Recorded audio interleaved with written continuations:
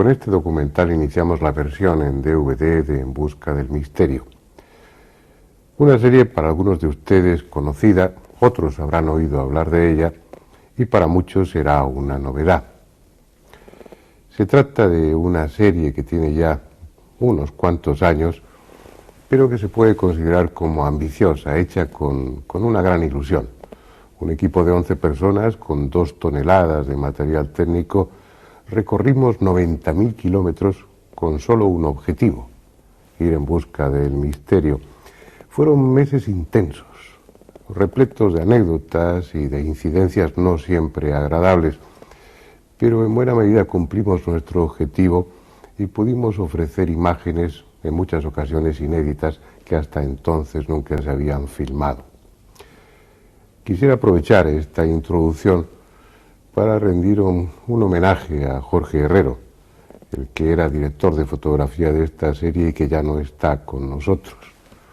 Era un magnífico profesional y una extraordinaria persona, y todos le echamos de menos. Desde aquí le dedico allá donde esté esta nueva versión de En busca del misterio. Aunque ahora se la ofrecemos en DVD, la serie fue rodada con cámaras de cine de 35 milímetros, lo que da a la imagen una textura a la que tal vez no estén acostumbrados, pero sigue siendo una filmación excelente. Este primer programa está dedicado a la soga del muerto, la liana de los espíritus, conocida también como la ayahuasca, una planta alucinógena que despierta en la mente extraordinarias capacidades.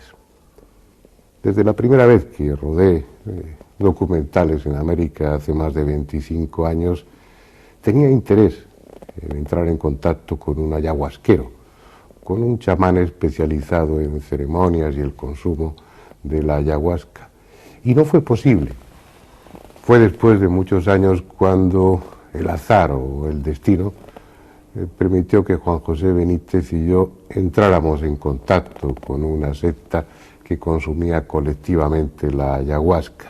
Y Juanjo, el auténtico protagonista de este capítulo, pudo experimentar en sí mismo cuáles son las capacidades, los poderes que en la mente despierta ese poderoso alucinógeno, la ayahuasca.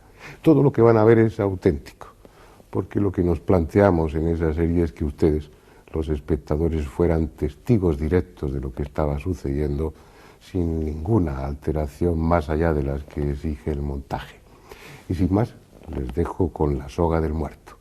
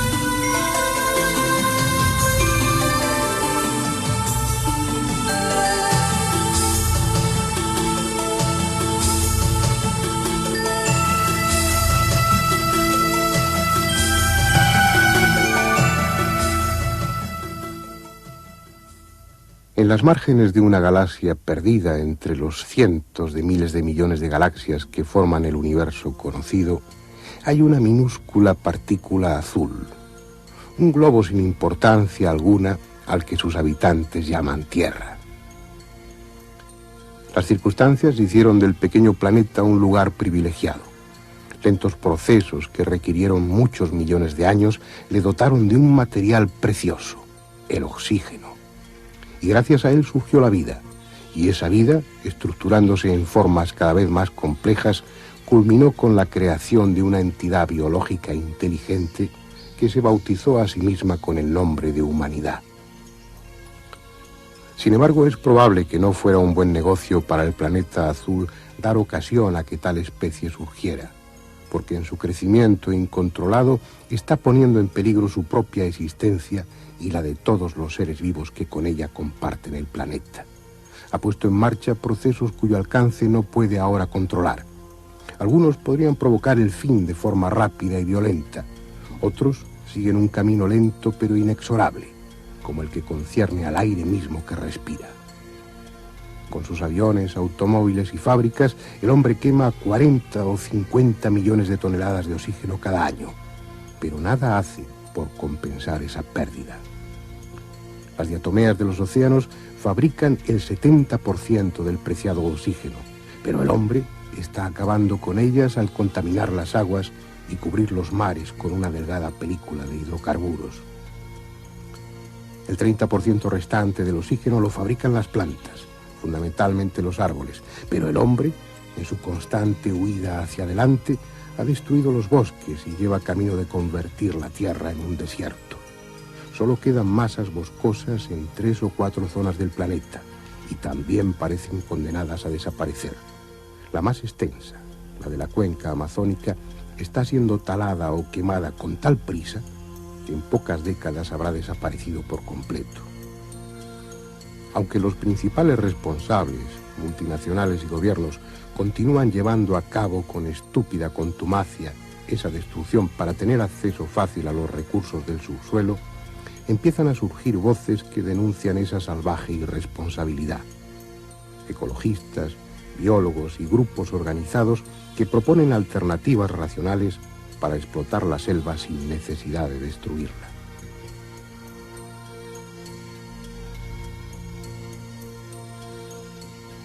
Aquí, en las afueras de Río de Janeiro, junto a una autopista, está lo que podría llamarse la sucursal urbana de una comunidad que ha establecido varios pequeños pueblos en la selva, que tiene a su cargo la conservación de una amplia zona de la Amazonía y que pretende obtener recursos de los bosques sin que ello acarree su deterioro.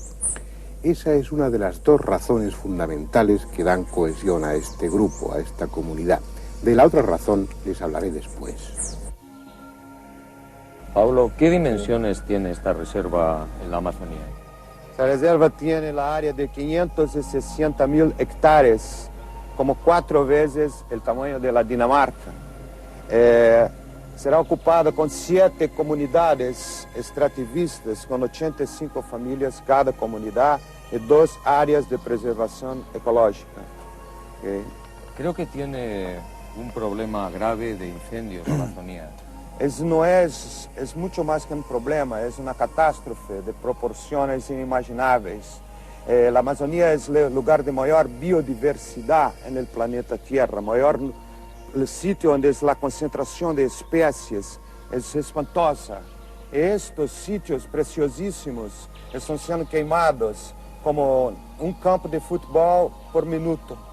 Un campo de fútbol por minuto están siendo completamente destruidos en la Amazonia. Creo que el satélite Meteosat dio una información importante el año pasado. Sí, el año pasado hubo 2 informaciones muy importantes. Una fue del satélite que detectó 170.000 puentes de fuego en la Amazonia. Y la otra fue una fotografía tirada por astronautas de la Discovery, que fotografaron una nube de fumaza cubriendo 2 millones de kilómetros cuadrados en la Amazonia. ¿Entiendes? Fuegos provocados. Fuegos provocados criminosamente, en nombre del progreso, en nombre de un desenvolvimiento que eso apenas está trayendo a la destrucción del último gran pedazo de selva en el mundo. Y nosotros que somos el pueblo de la selva, tenemos las soluciones. ¿Cuáles son esas soluciones? ¿Qué hace la reserva de Mapiá? La solución para ser real, legítima, tiene que atender 3 niveles. El nivel ecológico, el nivel social y el nivel económico. Entonces, si podemos vivir de la forma extractiva, donde colhemos el producto de la selva sin destruir una única árbol. Eso significa extractiva. Sí. No lastimar la naturaleza. Absolutamente, ¿entiendes? Y tener productos como óleos vegetales, gomas, castañas, perfumes, tés, as más de 200 productos que se puede sacar de la selva sin destruirla y proteger su fauna también. Eso es lo que estáis haciendo ahora en Mapiá. Estamos empezando a hacer porque recibimos esta tierra del gobierno brasileño como a cerca de 3 a 4 meses, ¿entiendes? ¿Cuántas familias viven en la reserva? ¿Y son indígenas todas ellas? Somos cerca de 6.000 a 7.000 personas. Nós somos descendentes de antiguos inmigrantes europeos que fueron para la selva para hacer el trabajo de la seringueira, que es coger la goma de los árboles. La otra razón que mantiene unido a este grupo de personas es esta liana, la ayahuasca, una palabra quechua que puede traducirse por la soga del muerto o la liana de los espíritus. Una liana, una planta utilizada por todos los hechiceros de la selva amazónica, la más fuerte, la más poderosa y la más temida de las plantas que los chamanes tienen a su alcance. Recibe diferentes nombres según la zona del Amazonas en la que se encuentre, pero para los botánicos tiene uno, Banisterium caapi, una planta, una malpigiácea no bien conocida en sus componentes, rica en alcaloides que actúan directamente sobre el cerebro, produciendo unas consecuencias sorprendentes. Uno de esos alcaloides, aislado en la Universidad de Harvard, recibió el nombre de telepatina precisamente por eso, por su poder de despertar en la mente del hombre la capacidad telepática. Pero son otras muchas sus cualidades, son otros muchos sus efectos. Permite alcanzar otros niveles de conciencia, permite comunicarse con otras esferas, con otro mundo, con el mundo de los espíritus, permite proyectarse astralmente, favorece la clarividencia. Al fin y al cabo es lo que se cuenta de ella, y después lo comprobaremos. Pero ahora voy a explicarles por qué esta liana tiene relación con la comunidad. Es una historia que empieza hace casi 60 años. Por entonces, Raimundo Ireneo Serra, un bracero encargado de abrir camino en la selva para que los topógrafos realizasen su labor, tuvo una extraña experiencia. Se encontraban en la zona de Brasil que linda con Perú y con Bolivia, formando parte de una comisión gubernamental encargada precisamente de delimitar las fronteras con esos países. Y estando en ese lugar y en ese tiempo, recibió la ayahuasca de manos de los indios peruanos. La consumió y en su trance vio a una mujer de resplandeciente belleza que dijo ser la reina de la floresta y que él identificó con la Virgen de la Concepción.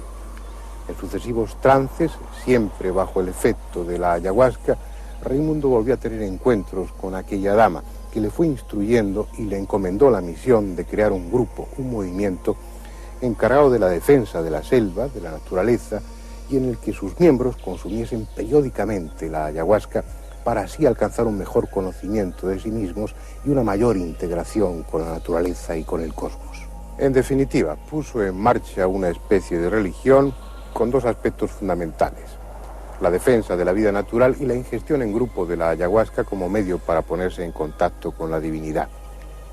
Sin unas reglas demasiado precisas y con ceremonias marcadas por el sincretismo en las que se mezcla lo indígena, lo africano y lo cristiano, los miembros del Alto Santo, que es como se llama esta comunidad, se reúnen periódicamente para consumir el Santo Daime, nombre que ellos dan a la ayahuasca por indicación de aquella visión, y la toman mezclada con las hojas de esta otra planta, la Cichotria viridis, también rica en alcaloides que actúan sobre el cerebro. Juntas se potencian sus efectos y constituyen una especie de mezcla explosiva que coloca a aquel que la toma en las fronteras de otro mundo, en los límites de otra realidad que es inalcanzable por los sentidos ordinarios. Para su preparación, la liana, una vez troceada, es machacada con mazos de madera hasta deshacerla. Después se coloca en grandes recipientes, alternando una capa de ayahuasca con otra de hojas de cichotria, y se le añade agua. Durante largas horas el fuego permanecerá encendido. La mezcla ha de cocer hasta que los 60 litros iniciales de agua contenidos en cada perol se queden reducidos a 20 de un líquido espeso y oscuro. Cuando se enfríe, podrá ya ser tomado o conservarse para otra ocasión, porque mantiene sus propiedades durante años, a condición de que el recipiente esté herméticamente cerrado y no contenga aire, para impedir así su fermentación.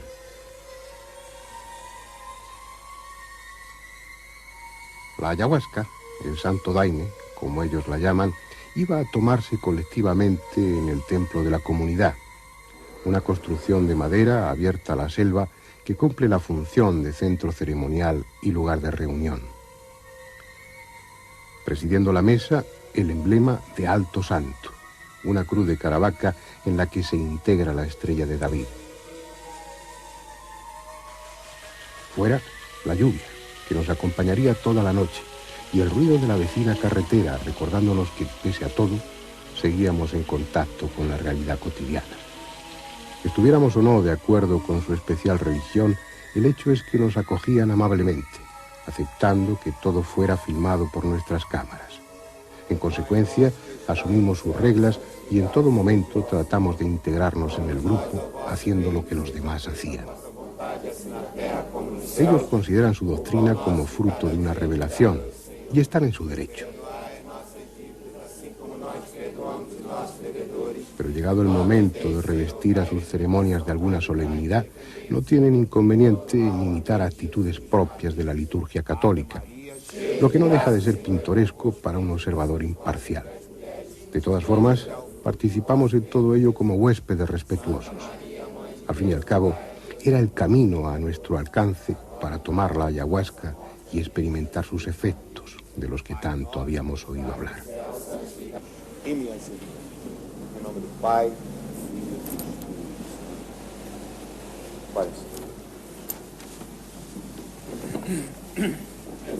Aquel líquido espeso, amargo como la hiel, era la llave que todos los chamanes de la selva utilizan para abrir su conciencia. Pero en modo alguno puede decirse que sus primeros efectos sean placenteros.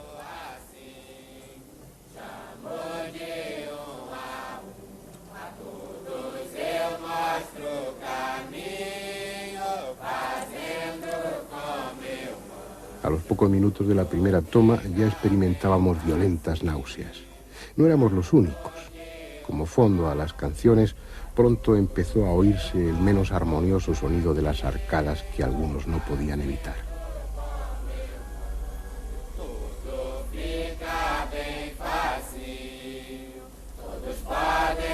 Eran 3 tomas separadas por 40 o 45 minutos, con breves pausas de silencio para enseguida continuar con los cánticos, un elemento primordial en la ceremonia. Son canciones doctrinarias en las que se recoge la enseñanza del santo daime, la filosofía de esta nueva religión. En sus letras hay de todo, pero fundamentalmente se ensalza la naturaleza, el pacifismo, la armonía, con continuas referencias al Padre, a la Virgen, a Jesús y al santo daime. Suenan a himno dominical y a canción de excursionistas, pero bajo su aparente ingenuidad ocultan una carga tendenciosa considerable y conducen el efecto de la ayahuasca en los participantes por el camino conveniente. Para nosotros eran más un estorbo que una ayuda.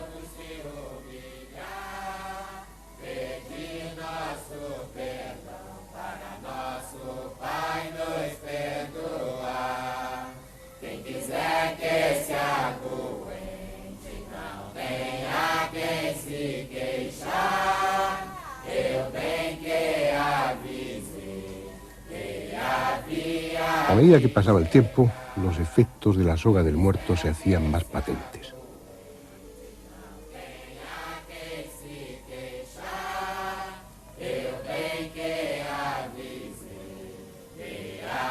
Las náuseas eran más tolerables y ante los ojos cerrados se formaban imágenes abstractas llenas de colorido, pero desconcertantemente vivas, dotadas de intención. Eran los sentimientos que tomaban forma. Unas veces como agudas espinas, otras como tejidos palpitantes de color anaranjado y consistencia de terciopelo. También el oído se hacía hipersensible hasta el punto de que aquellas atroces canciones eran percibidas como una agresión, despertando tal rechazo que era preciso hacer un esfuerzo para no pedir silencio a voces. Empezaba a sentirme francamente a disgusto en aquel ambiente. Por otra parte, mi razón se enfrentaba a los efectos psíquicos de la ayahuasca, que ya se hacían notar. Intuía que en unos instantes perdería el control de los pensamientos. No había angustia alguna, Simplemente era cuestión de elegir entre resistir o abandonarse al santo daime. Experimentaba un profundo rechazo hacia Paolo, el oficiante de aquella ceremonia, y todo lo que él representaba. No quería seguir y no seguir. El que sí siguió fue Juanjo. Él había decidido llevar a cabo varios experimentos bajo el efecto de la ayahuasca, y los que conocemos bien al periodista navarro sabemos que es tan curioso como tenaz. Ni el ambiente tendencioso, ni las irritantes canciones fueron suficiente obstáculo para impedirle lograr su objetivo. Debo aclarar que, en primer lugar, esta experiencia ha tenido un carácter puramente de curiosidad periodística, por lo menos en mi caso. Creo que merecía la pena, y aunque la primera hora y media, prácticamente las 2 primeras horas, resultaron muy desagradables, muy violentas, la primera toma yo sentí como se me rompía algo dentro, era una sensación profundamente amarga, como si el estómago se revelara. La segunda toma de esta sustancia, de esta hierba, fue algo más pacífica en su ingesta. Sin embargo, empezaron los síntomas más claros de vómitos, de náuseas, una situación tremendamente dolorosa, muy difícil, que yo pensé que iba a terminar con la experiencia. Supongo que por un cierto esfuerzo mental pude resistir, tomé la tercera toma y empezó a obrarse un extraño milagro.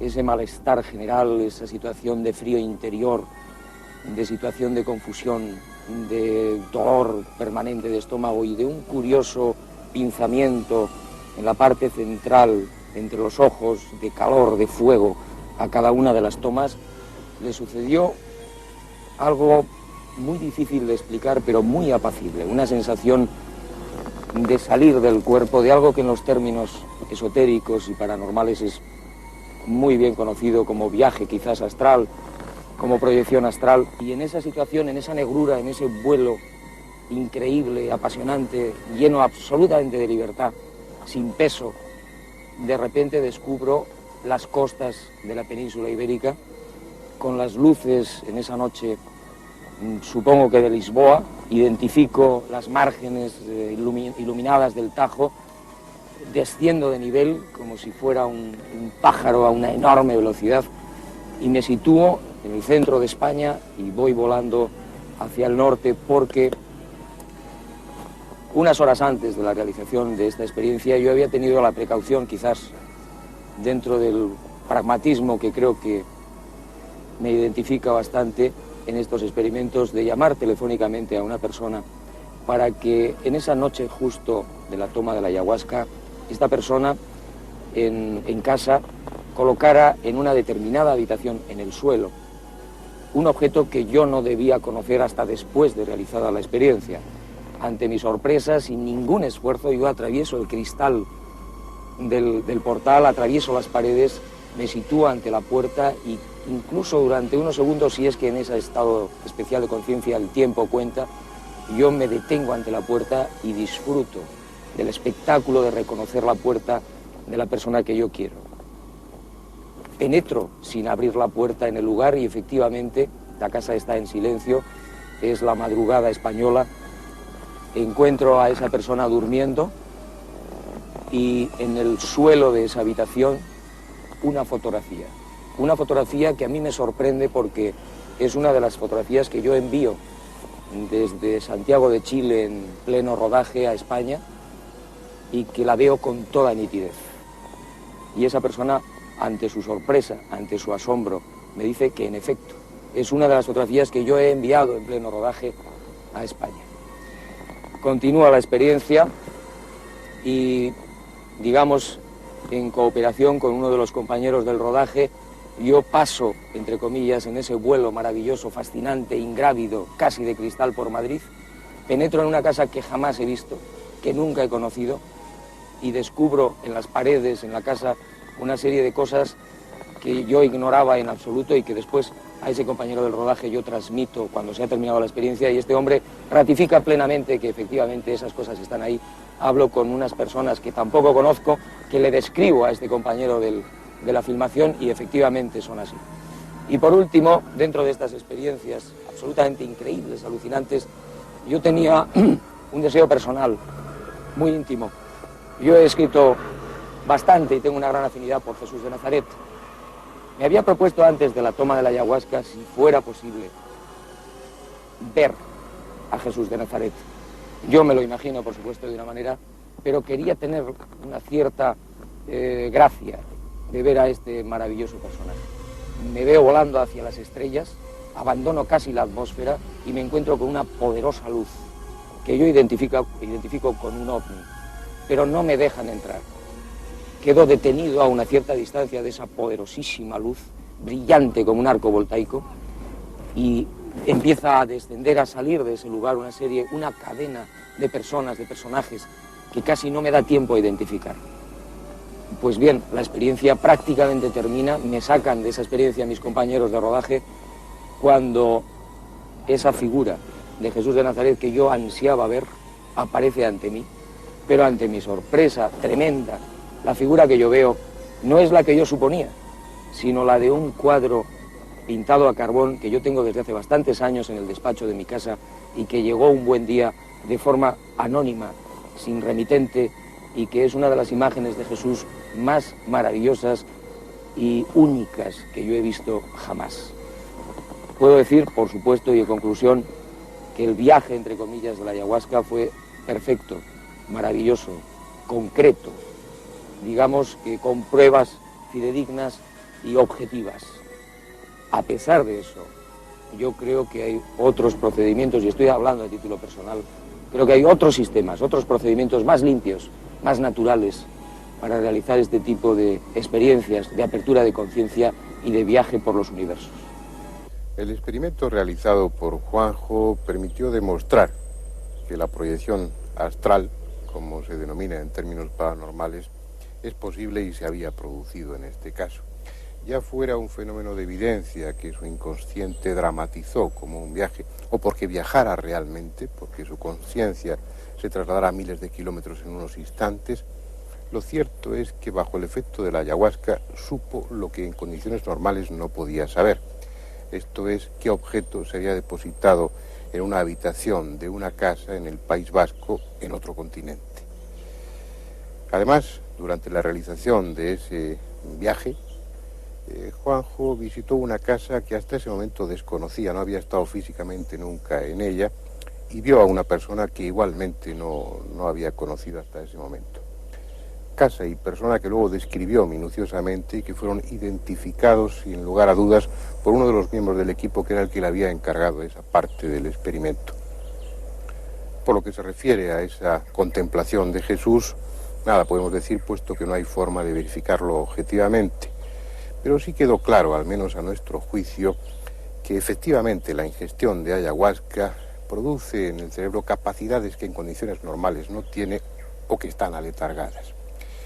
La cuestión es si, como decía Juanjo al final del relato de su experiencia, si es conveniente o no la ingestión de la ayahuasca, de alguna sustancia para alcanzar esos estados de apertura de conciencia, por llamarlo de alguna manera. Hay otras vías que ciertamente implican sacrificio, esfuerzo, dedicación, pero que se compensan con eso, que son experiencias realizadas limpiamente. El que personas que no han alcanzado la madurez o el equilibrio necesario deban tomar la ayahuasca para tener experiencias de este tipo es algo que debe decidir cada uno. Y es ese el aspecto, o mejor uno de los aspectos, que menos atractivos resultan de la comunidad del Alto Santo. No se tiene en cuenta el estado psicofísico de quienes toman la ayahuasca. Incluso los mismos niños, hijos de los miembros del grupo, son inducidos a tomarla.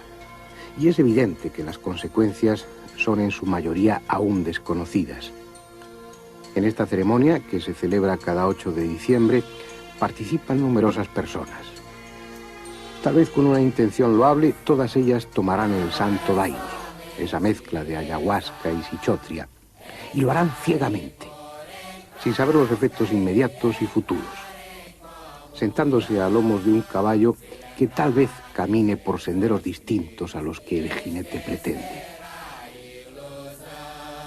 Nadie les advierte, por ejemplo, que la ayahuasca contiene también inhibidores de la monoamino oxidasa, sustancias incompatibles con muchos fármacos de uso común y con varios alimentos, capaces de producir, en caso de mezclarse con ellos, reacciones a veces muy graves. Y los miembros de esa comunidad no nos advirtieron de ello porque lo ignoran, como ignoran las consecuencias que a largo plazo acarrea el uso continuado de la ayahuasca.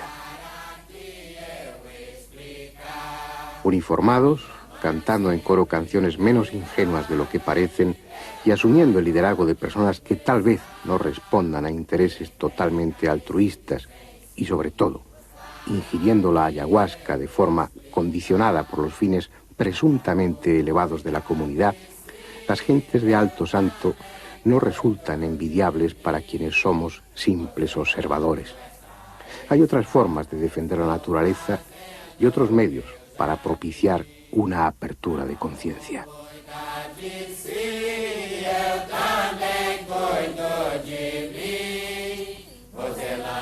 Allá lejos, en la selva profunda de Brasil, de Perú o de Bolivia, algún ayahuasquero estará cociendo en este momento la soga del muerto.